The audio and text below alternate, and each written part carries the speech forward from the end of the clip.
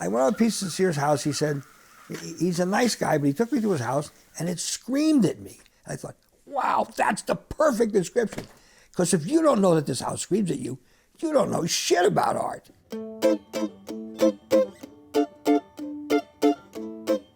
Once you walk in here, you're bowled over and you're not going to be the same again. I walk around the house and it makes me say, God, that's neat. It's beautiful. You're beautiful. And I call these pieces my kids. People may have made these things because they needed the money or because they liked it. Who knows why they made them?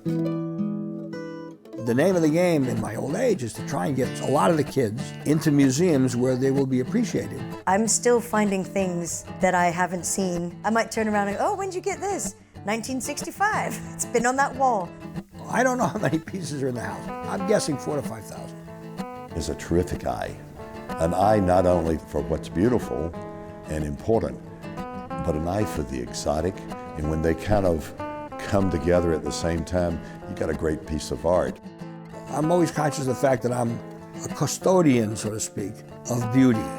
I mean, it's what I used to call a holy shit house. It takes me a week to get over a visit with Pete. It's hard to keep him on track because he's got all these stories. But after I die, there's no more stories because I'm dead.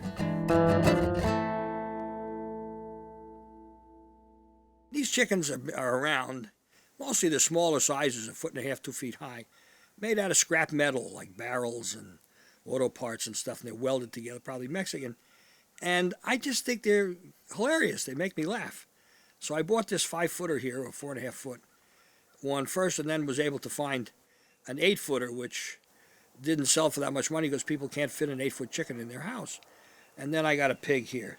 And I buy because they're just funny. And of course, it's sort of in the morning, I wake up in the bed looking out the window, and it's sort of like cock-a-doodle-doo, you know, the morning rooster. How many pieces do you estimate you've had over your lifetime? Oh, 20, 30,000. I had an auction in 1990. In the auction, that auction, 18,000 pieces were auctioned.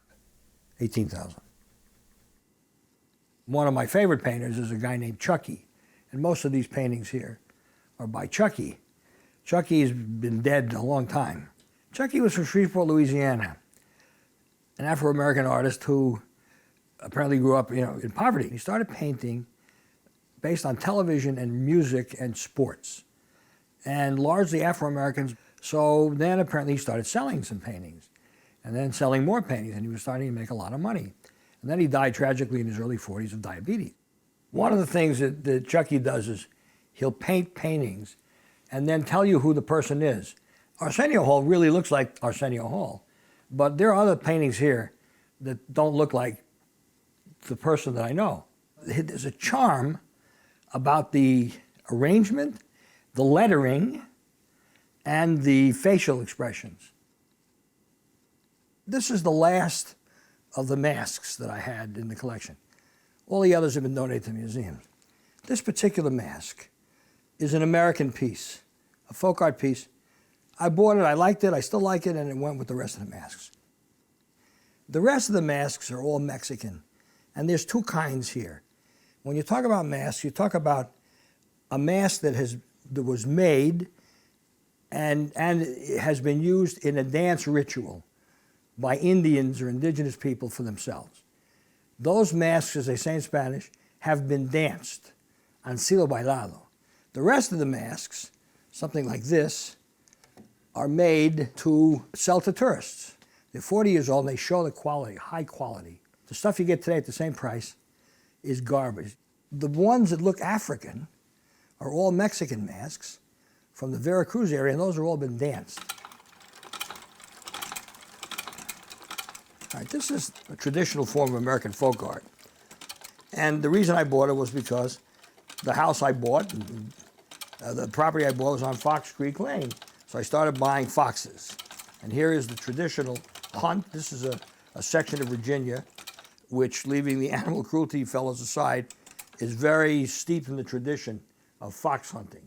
So this is a perfect country piece for this house, because I have lots of other foxes that I started to buy once I bought the property.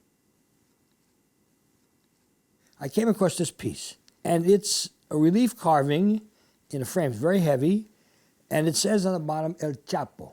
It turns out that he is the leader of the Sinaloa drug cartel. And it's incredible because the thought behind it, these columns and his sideburns are all cocaine bricks. There's a funnel here and a spoon, which are used in taking cocaine.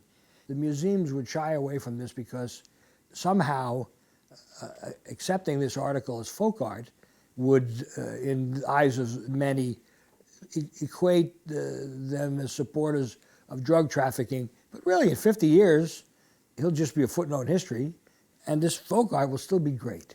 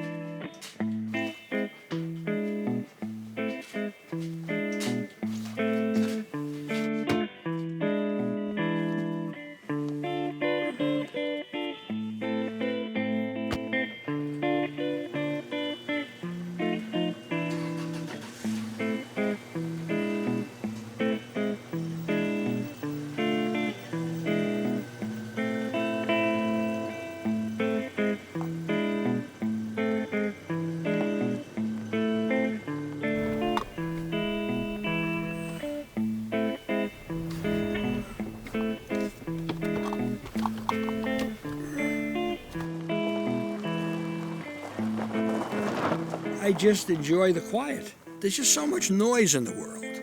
You know, I go into town, and traffic lights every 2 blocks, and people beeping their horns, and music, and all of this stuff. It's just a cacophony. And when you come out here and you have this peaceful quiet, it's even at night, you have the sound of crickets maybe. It's just so relaxing. I just walk around the property, or I walk out around the house and just look out the window and derive a pleasure from that. And it's the contrast between the noise of civilization, which is just, 20 miles down the pike, and the utter peacefulness here. Yeah, you hear an ambulance once in a while, you hear a fire truck, but basically you're sitting here listening to the Canadian geese be querulous with each other, And I find that a value. I find it a value.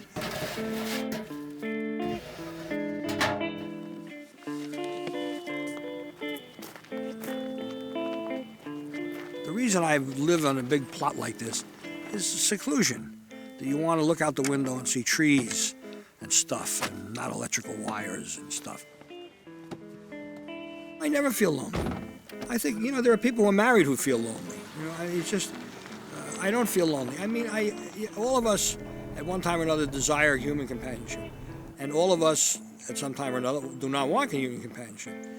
People who want time out from their marriage, or at least, a night out with the boys or that kind of stuff. But I have a lot of friends who I love and who love me, and they come out here occasionally. It's somewhat of a haul. It's ameliorated by the fact that I offer them usually pretty nice tasting food and, free room and board. As a rule, it's an hour and a half or 2 hours each way. I've even picked up friends, close friends, in Washington, D.C. for lunch. Now that for me is an 8-hour drive.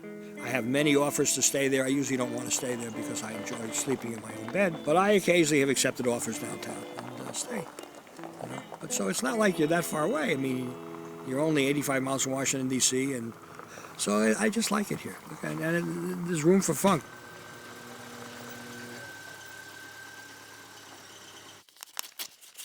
I still am an old-fashioned kind of guy, and I have bills. I insist on getting the bills in person rather than having them paid online automatically. This one is bullshit. This is some, advertising low rate and credit cards. Sometimes I'll take an envelope like this Now this is postage and fees paid for by the people who send it to me. See that? They pay the return postage. So I get junk mail from another junk mail sender, and I fill these envelopes up as much as they'll hold, and I mail it to them. So they have to pay the postage to get my garbage, you know? Haven't done that in a while, but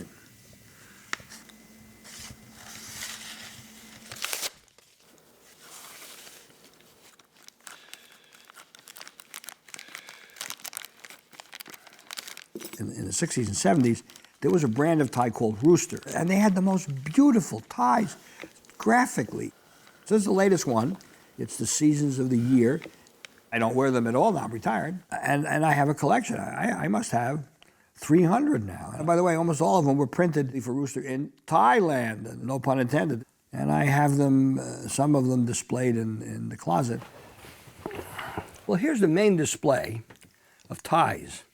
And they're laid out in what I consider to be a nice order, grouping genres.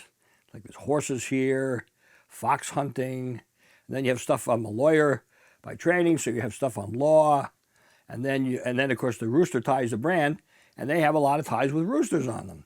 So they're here, and then there are others, fish and dogs and other stuff. So I have to decide if this is worthy to fit in here with his brothers and sisters, despite the lack of room, or where I put them on other places in here. And I have no idea if I'll ever be able to do this, because I can do a rack like this 50 feet long. And there's only a 6-foot rack here in the bedroom.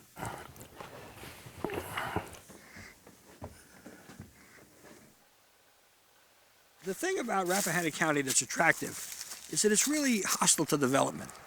This is one of the few counties, probably in the United States, that doesn't have a single traffic light. No parking meters, no fast foods. All of that was done intentionally. I built this house, I had it built. I wanted an old barn, I didn't get my old barn, but we built it in the shape of a barn, so that was sort of the inspiration for doing this. And the house itself is quite large. The heated space alone is 5,500 square feet exactly. We are very quiet over here. You don't really hear any sounds. That's one of the selling points. It took me 6 years of whole summers to get the garden in shape. And in the end, the fight with the deer was a losing fight, that they eat everything, except daffodils. The jungle is still there. The seeds are still in the ground, and they grow up and they envelop everything.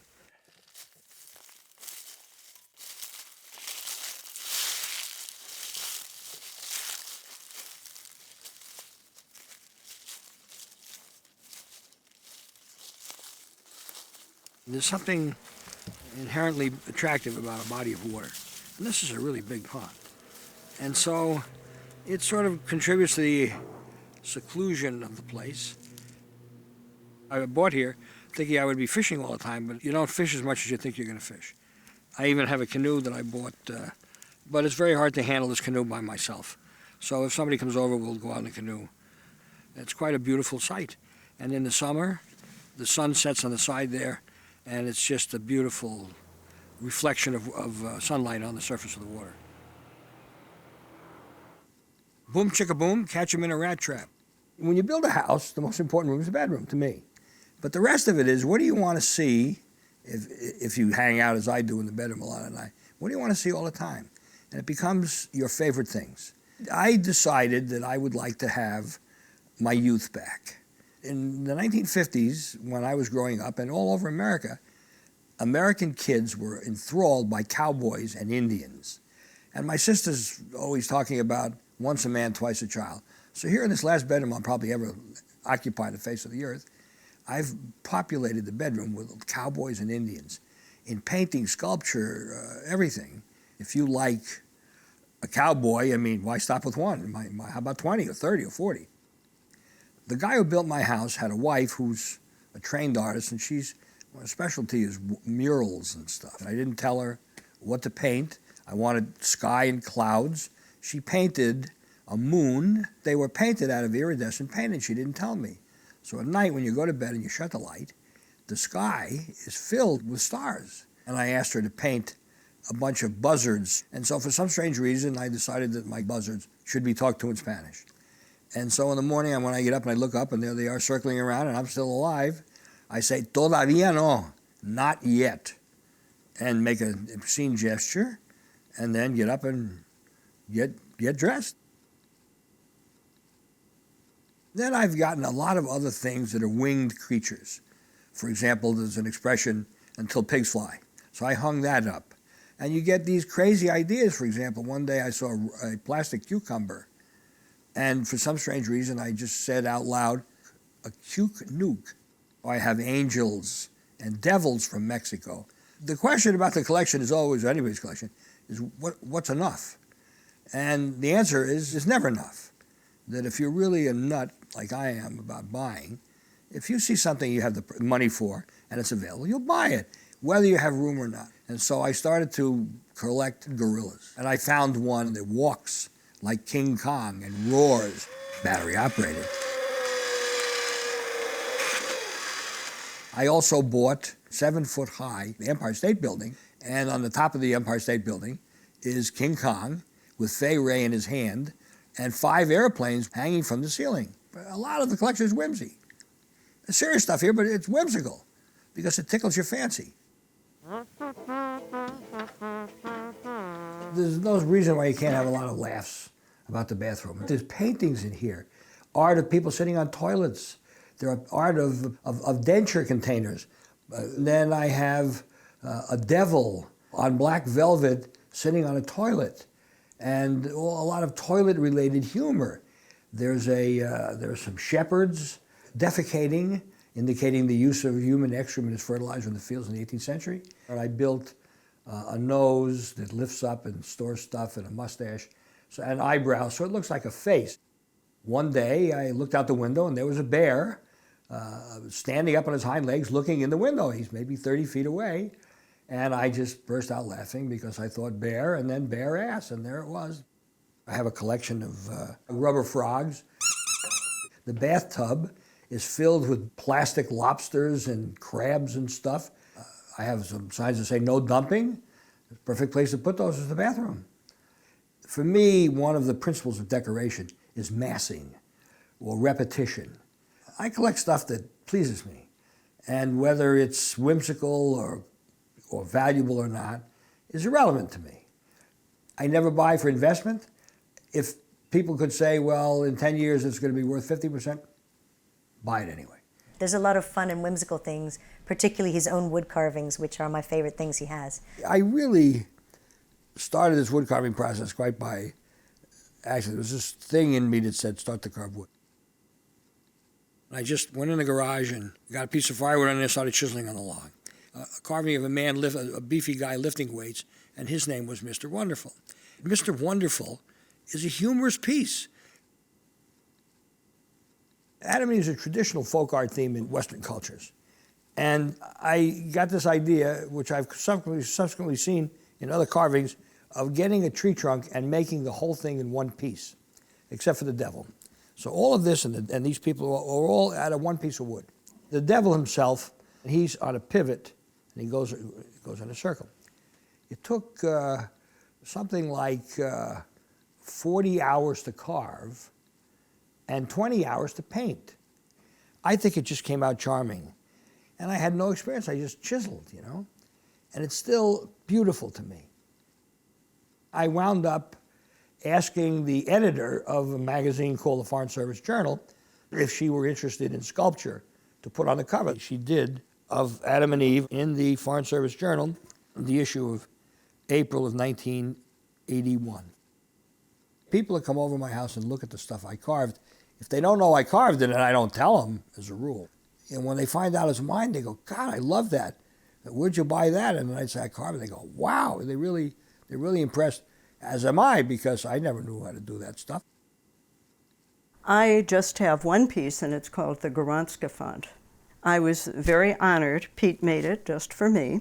I've taken it all over the world with me.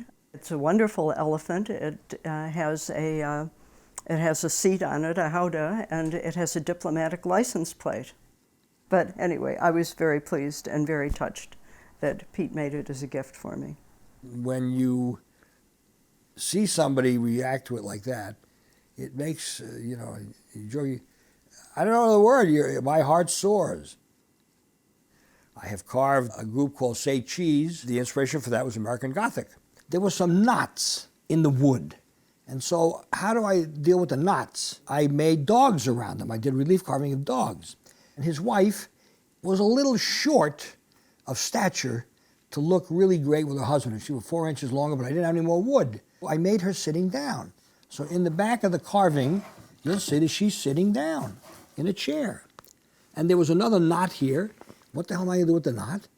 I put a pussycat in the knot, just because it used up the knot. And the children are all one piece, except for this guy who's sticking his tongue out. And so I used a dowel for that. And then the girl is sort of the tiger of all of them. They have muddy feet, and she's the devil because she has a slingshot hidden behind her back. And so what do you call this thing? They look like they're posing for a photograph, so it became Say Cheese. I was trying to do a play on words with Uncle Sam with his hand up in the air, and a famous expression by Teddy Roosevelt, which is, speak softly and carry a big stick. So I made this, speak softly and carry a big rattlesnake, Uncle Sam. I did a butcher because my father was in the meat business. It doesn't look anything like my father. I did the barbershop quartet because I found 4 pieces of construction lumber, which are 4x4s. So I figured, well, I can round them out and do a head on that. And I just thought of it. I carved what started out to be an Abraham Lincoln. Every time I hit the carving with a knife and a chisel, it looked less like Abraham Lincoln. And so I wound up not doing an Abraham Lincoln, but having a carving of a man who had a very tall thing on the top of his head. It was supposed to be the stovepipe for Lincoln. I didn't know what the hell to do with it, so I turned it into a pastry chef. Well, this is Father Time. At the time I carved that, which was 1980, the Folk Art Museum in New York had a Father Time figure. My carving, it looks nothing like the beautiful carving that they had, but it was the inspiration. All of my pieces, they're signed and they have 2 numbers. This number says 13 and 4. And that means it took me 13 hours to carve that and 4 hours to paint it. I once, in jest, tried to sell a carving, and I put $200 on there, and the only guy who picked up and basically said, "You got some nerve asking $200." I said, "Look on the bottom, it was something like 12 and 8." I said, 12 hours to carve, 8 hours to paint. I said, "I don't think $10 an hour is a lot of money for an artist." There's another way of looking at it. I do it out of curiosity. How long does it take to do it? Because people think you get a thing like this and knock it off in an hour or 2. Maybe there are people who can do that, but I'm not that person. Well, birds are everywhere, and so in the morning I decided that I would feed birds in a bird feeder. My current bird feeder has been wrecked by a bear, but anyway, that's another issue. But so I enjoy their company at breakfast. You have your eggs or cereal and coffee, and then I feed the birds. And they're probably, 10 feet from me. And it's company. It's always interesting to glance up and see the variety of birds there. And they'll probably live without my bird seed. But, it's basically done to please people. And I'm one of the persons pleased by that. All of my house guests seem to enjoy and revel in the presence of the birds so close to us. But they're very skittish. And if I leave the screen door open, for example, they won't come. If I close the screen door, they'll come. It's fun. It's company.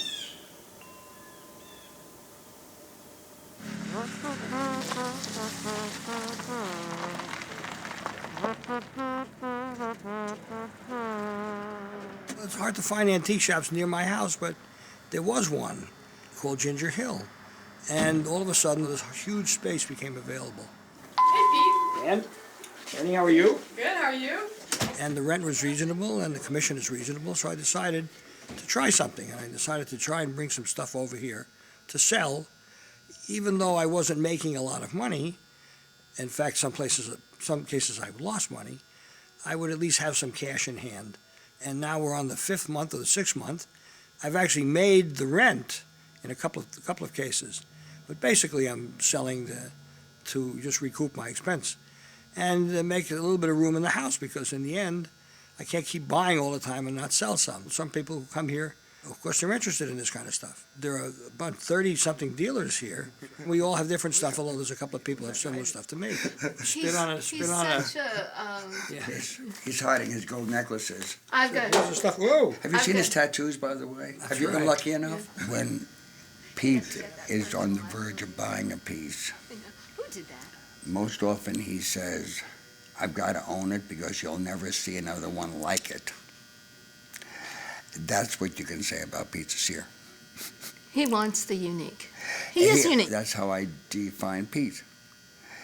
You got to own the friendship because you'll never find another one like him.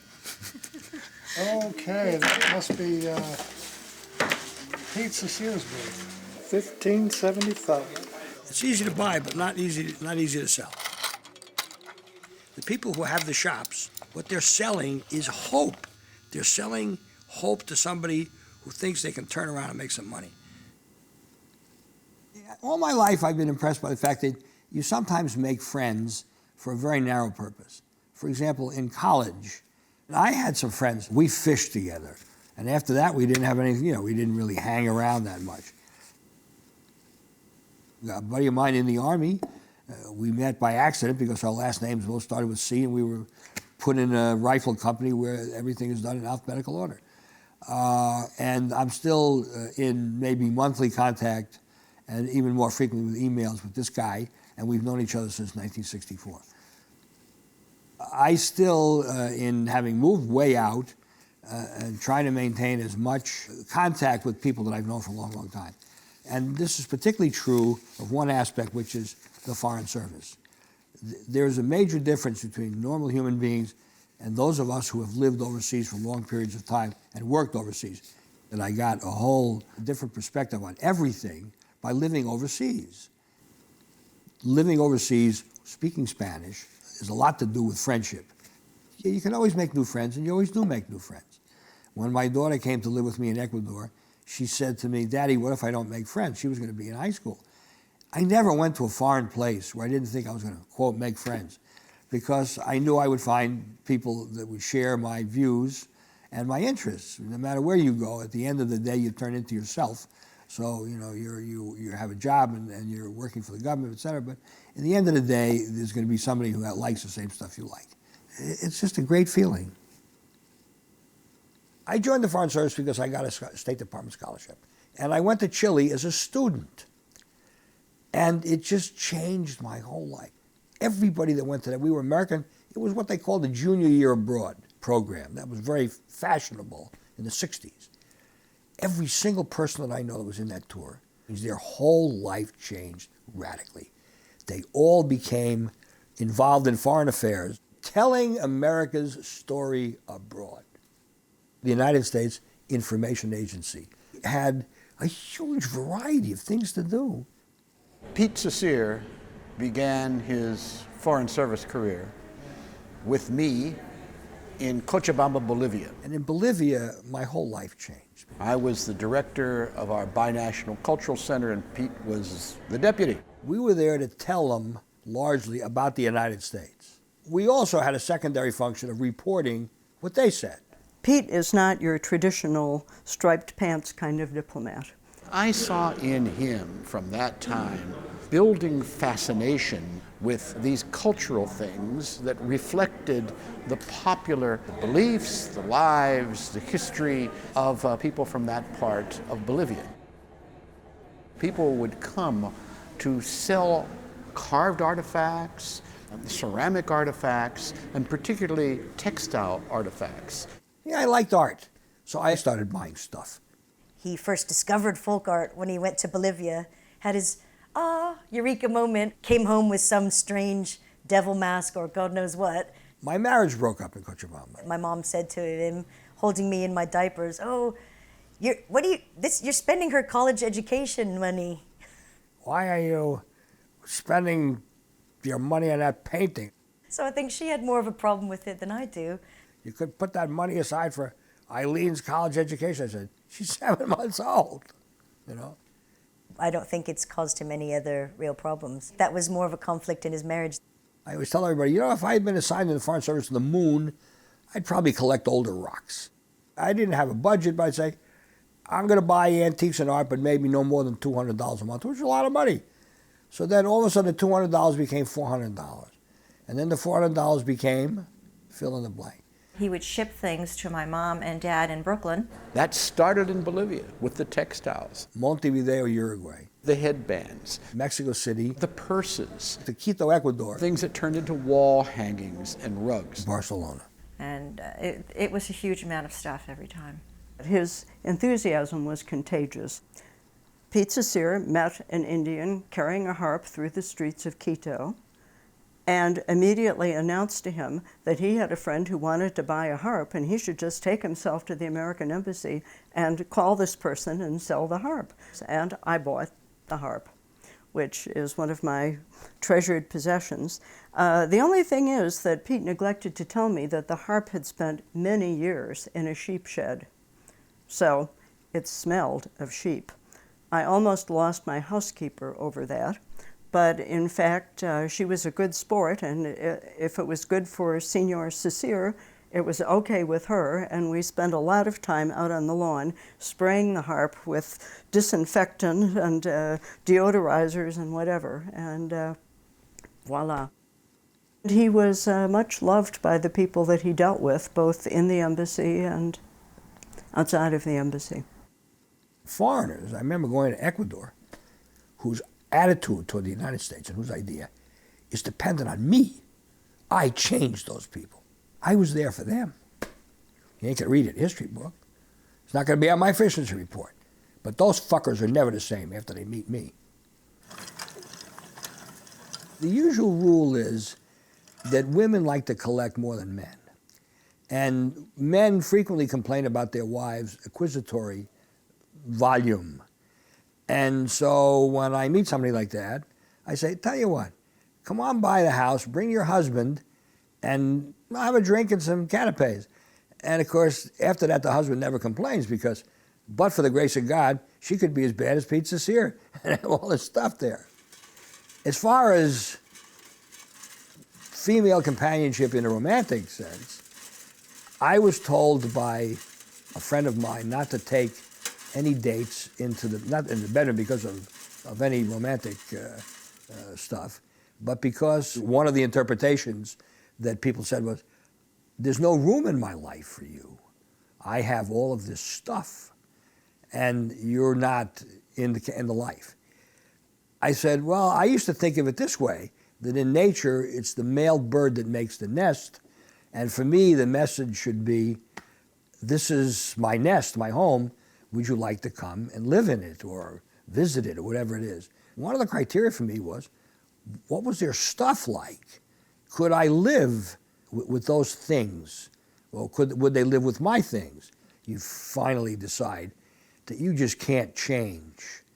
You know, you're not just gonna give it all up and go live at somebody else's house. They have their routines, their habits, which are important to me.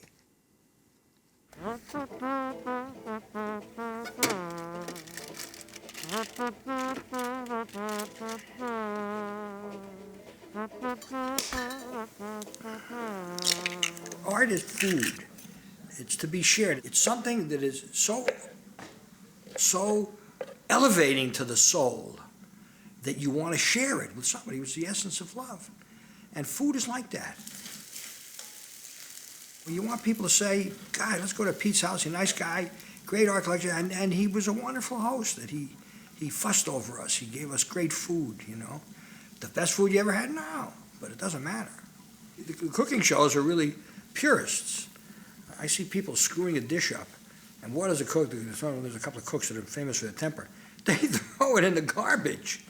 One guy said, well, the steak is underdone. I go, well, put it back on the burner and cook it. It's a steak, for God's sakes. It's $9 a pound or more. The other day I made a black bean soup, and it was so delicious that, I mean, you eat a mouthful and you go, God almighty. You know, I've had a couple of meals like that. It's just fabulous, and it got better with each day, you know, and it lasted 3 days maybe. Let's see. What I try to do is to cut out articles, and then I paste them in on file cards like this. And then I try to, maybe every 3 weeks, at least, make 1 or 2 of those things. You'd be surprised how many of them are lousy. You know, you just say, right in the garbage. There's so many recipes I have that you just say, you know, hey, to hell with it. You know, I mean, how many more ways can I make a chicken? I like to try new stuff. I know, for example, having lived in Bolivia, that one of the jungle delicacies is shooting a monkey. And they get this monkey and they put him in a fire, man, like a campfire, and they cook the monkey whole. And then they lop his head off, his cranium, with a machete, and they spoon the brains out. Ew. You know, I mean, I don't know what I try, but I'll tell you, I eat calf brains. And I used to have calf brains during the Second World War when, you know, the meat was rationed. But if a calf's brain is good, what's the difference between a monkey's brain? I mean, why is one disgusting and the other? It isn't. It's just different cultures.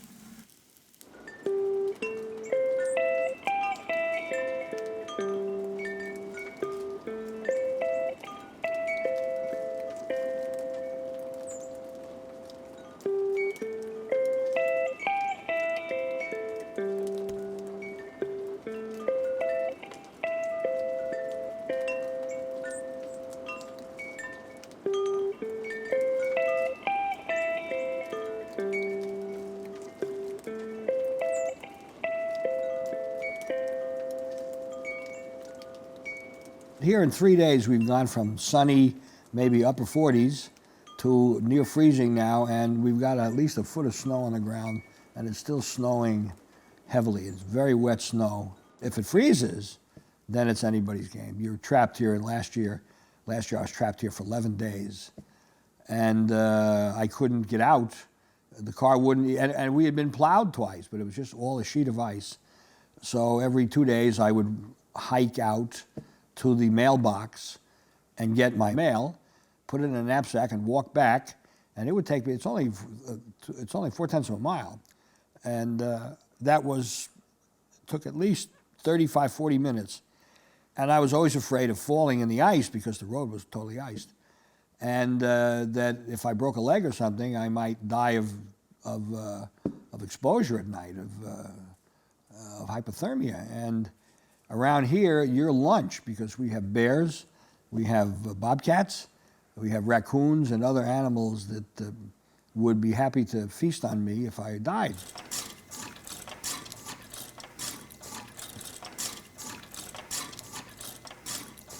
This charming piece is called a whirligig, and it was built for me in 1979 by a guy named Irvin Groff, who lives in West Virginia.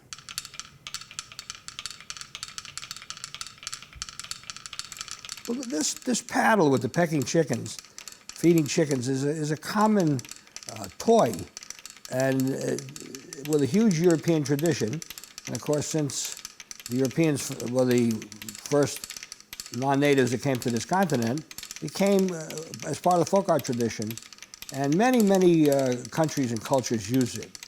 And they're all more or less the same in the sense that they have a platform with pecking chickens or hens on it that move, and they have a string that goes through that operates the head with some kind of a counterweight.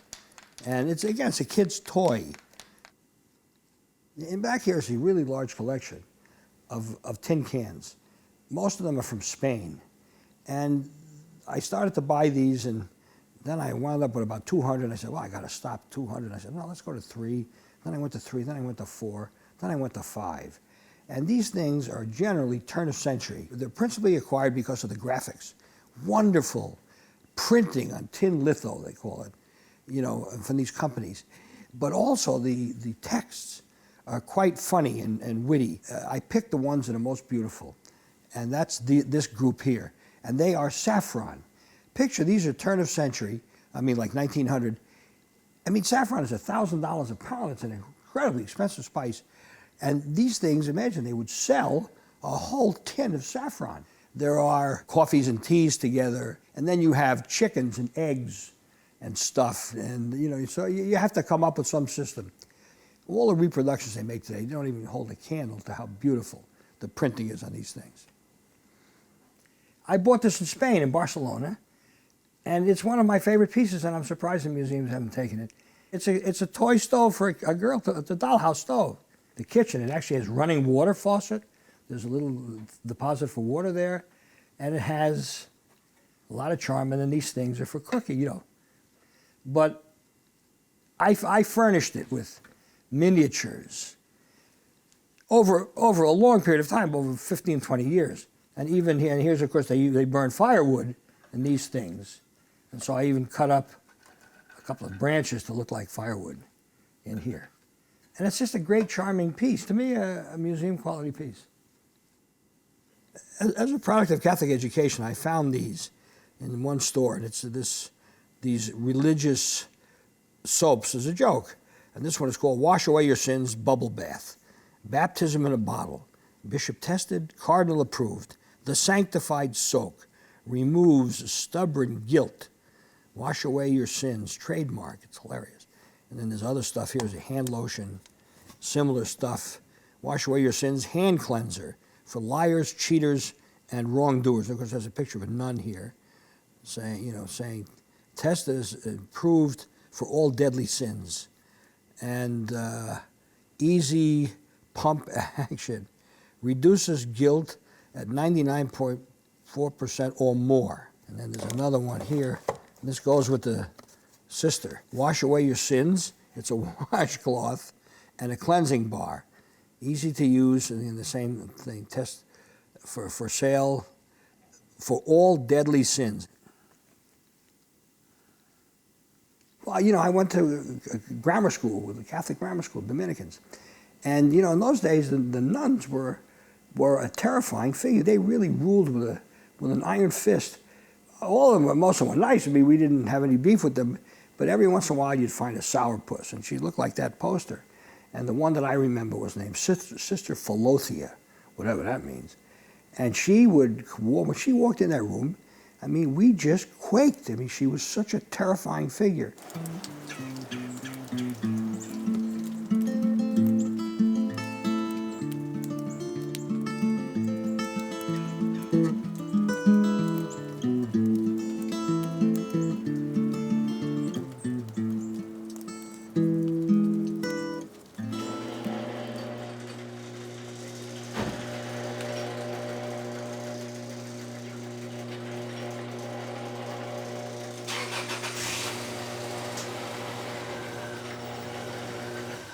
I'm backing out to the remnants of a snowstorm. I'm hoping that the car will not skid so we can get out to the road and get the newspaper and my mail and then come back in safely. It's like saying I want to live to 100 and I'm 73. So far, so good. So, okay, now let's try here.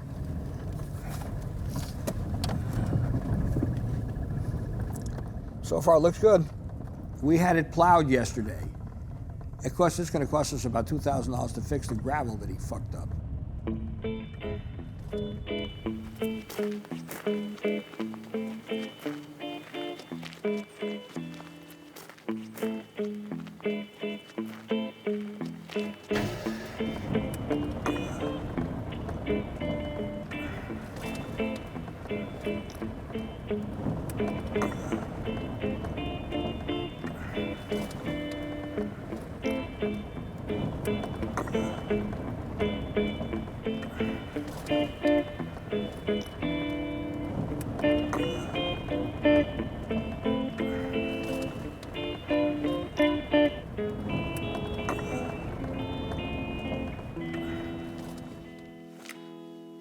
I'm an old guy, and I still am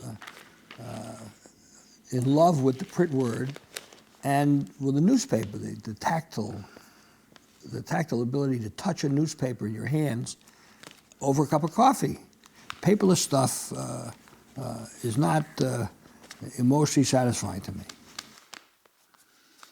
If there's a particular point of view in domestic politics that I disagree with, I won't read about it because I know in a million years they're not going to convince me, and unless the position is something new, I won't waste my time reading it.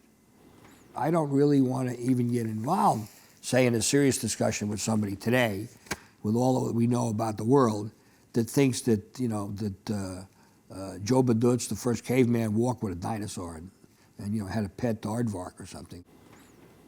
I always like to be myself, and that self is an acquired taste, I think, with an awful lot of people. I am who I am, and if it's a real problem that people have with me, then that's their problem.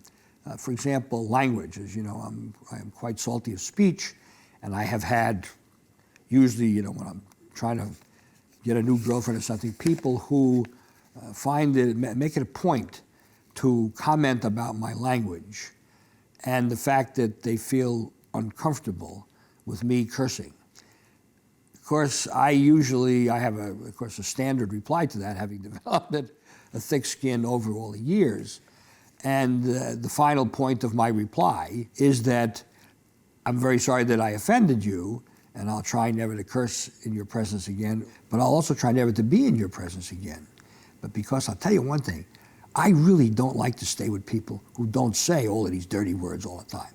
And if you think that I'm some aberration, then I hope you subscribe to cable television, because let me tell you, buddy, there's more bleeping out than you could possibly imagine on television. I think it's the people who don't swear who are the oddballs, And I came from a home where my father never, I can only remember my father saying shit once in all my life, and it wasn't like, we didn't see him. And my mother, would say, don't say hell, say H-E hockey two sticks. I go, Ma, if I said that, they'd beat the shit out of me. 1 second. Schmidt. Hello. Frank. What happened? Frank? I have to take this. Hello? Yes, Frank, what happened? Yes, Frank. You're kidding, you don't have electricity?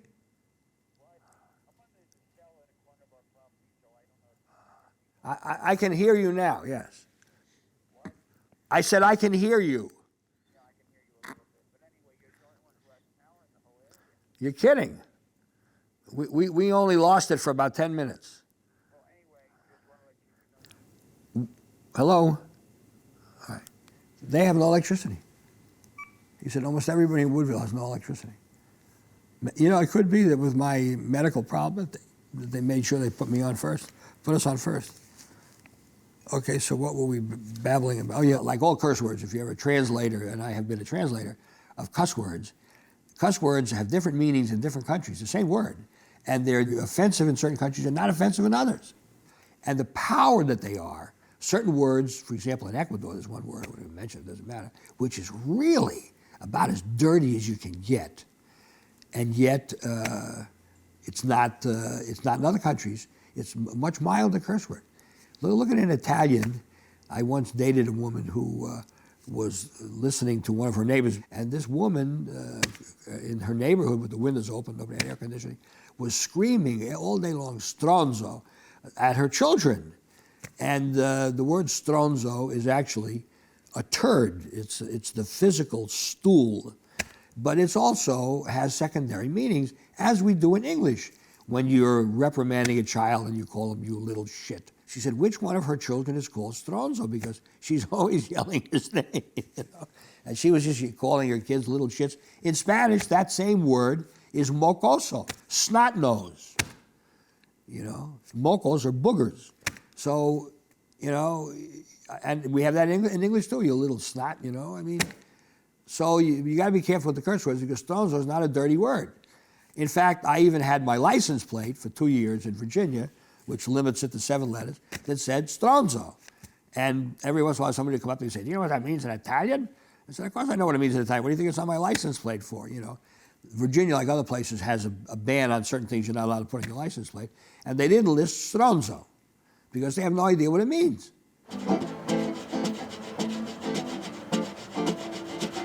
We'd like to extend a special welcome and thank you to our Sky Miles members. And welcome back to the second half of The Source on KSTX. I'm David Martin Davies. The San Antonio Museum of Art is opening a new exhibit this weekend, Passion Popular, Spanish and Latin American Folk Art from the Cecere collection. And with me in the studio, the man who collected the collection, Peter Cecere, and SAMA's curator of Latin American art, Marion Ottinger. These were artifacts of a particular time in a particular place. Now we have a better idea what life was like in those times. You hit it right on the head. It's all an emotional attraction to me. People ask you, how do you buy? I go, well, you walk down the street, you see it, and then you see, wow, that's the piece you buy, the wow. You don't go out looking for other stuff because all of a sudden you'll find stuff that you've never seen or heard from before. And that becomes, again, if you buy more than one, a collection of fill in the blank. And then one day someone said, hey, this collection you've got something here. Marion? Well, we certainly consider it an important addition. Of course, Pete has also made generous donations to the Museum of International Folk Art, to the Tucson Museum, and the Museum of American Folk Art in New York. And when I first met Pete and got a glimpse at his collection, I knew it was material that I had never seen and that filled gaps that would never be filled had it not been for this particular collection. We are very, very proud. We've worked on it for 3 years, putting it together. You know, it'll be the culmination of, 15 years, but 3 years of intense working on it. All right. Well, we're out of time, but I hate to wrap this up. It's a beautiful exhibit. I saw it, and thank you for the walkthrough, and I would recommend it to anyone. It's just, it's like going to Latin America. It reminded me so much of my trips to Latin America and joining that. The San Antonio Museum of Art is opening a new exhibit this weekend, Passion Popular, Spanish and Latin American Folk Art from the Cecere collection. All of us have flown in from all different places to be here, and I think he's actually enjoying the fact that we've all come to celebrate with him. He was probably half joking, but calling him up saying, when are you doing this exhibition? I want you to do it before I die, basically. I think it's much better to be in blue jeans and a sport shirt with 2 pockets on top. This is not the kind of thing that I would like to do frequently. Last time I did it was like 1992, 20-something years ago. I was at a wedding. Anyway, it's a cruel form of treatment of human beings to make them wear this stuff. I mean, let's face it, who makes money on this? People who rent tuxedos. We had the gala fundraiser here for the museum coinciding with the exhibit. So I came over here and we went into the fundraiser stuff, and then a lot of people. He doesn't like being the center of attention, doesn't like wearing a suit. There he is, looking all dapper. But the people who paid for the other shows were the Ford Motor Company. He had all these wonderfully elegant, very rich, probably socialite people coming up, hanging on his every word. He said, Pete, he was a rower, he was a highway engineer. He said, buy these. He said, I'm your friend. Tell me how long you want. People really wanted to know about all these pieces, so he's telling all the little stories. It's not just stories about what they are, but for him, it's the story, that's when I was with this person, and we went to that market, and we stopped for lunch at that place. I really feel good walking through here, and I particularly enjoy the social aspect of art, which is that other people feel things or simply are thrilled to see a beautiful object. The pieces that are in this exhibition are pieces you'll see nowhere else. Nowhere else. Marion has turned what used to be a compulsive shopper into a disciplined figure. Since he's very intellectual, the folk art phenomenon has grown enormously. So you have a huge audience for this stuff and a growing appreciation of folk art. That the criteria should not be the education of the artist or the sophistication of the work, but the spirit of the painting or the sculpture, whatever it is.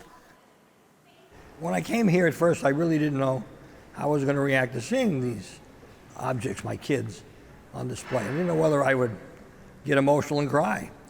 But you can walk in here and it's sort of like meeting old friends.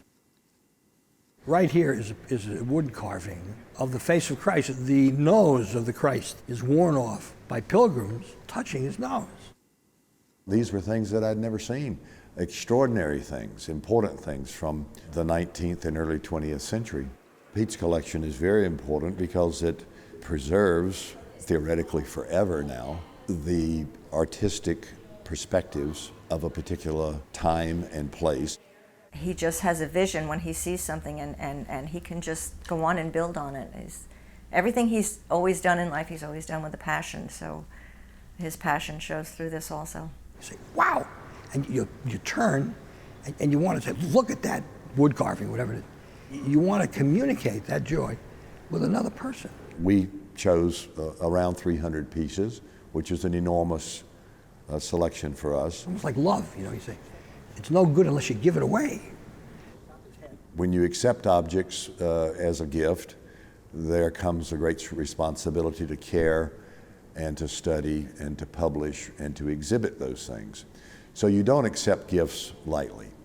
And the fact he's given away his Carniceria sign, although many museums have asked for it in the past, I never ever thought he would give it away. So it does kind of worry me a little bit that, this is kind of like the fruition of a lot of his lifelong passion. When you see a museum take it, and you know that in 50 years, like the butcher sign, somebody's going to come here and say, wow, what a great sign. And maybe 100 years, and maybe 200 years, and somebody will say, wow, what a great sign. So there's a thrill in that.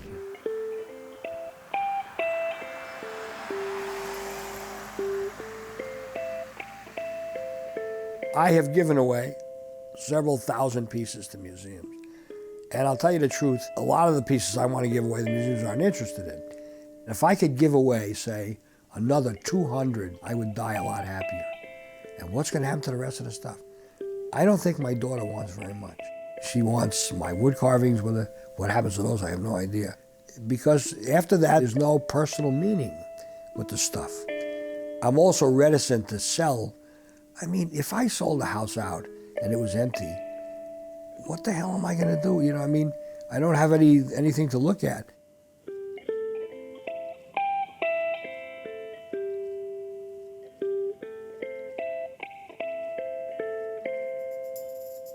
I like to be remembered as an eccentric person who was loyal to his friends and was a good cook.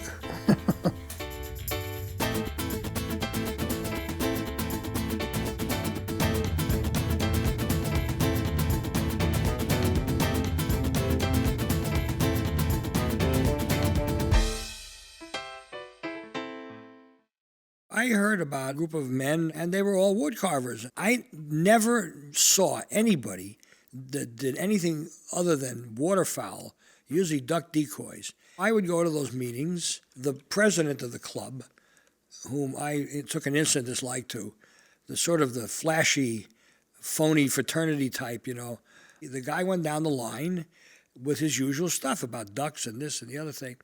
And then he got to my Mr. Wonderful. And he picked it up with almost, it wasn't revulsion, but he just was clearly ill at ease. And he held it in his hand, and the room went silent. And I've never seen a man ever at a loss for words, but he was at a loss for words. He said, this is different, with a big pause, and different. And nobody said it. He didn't say another word.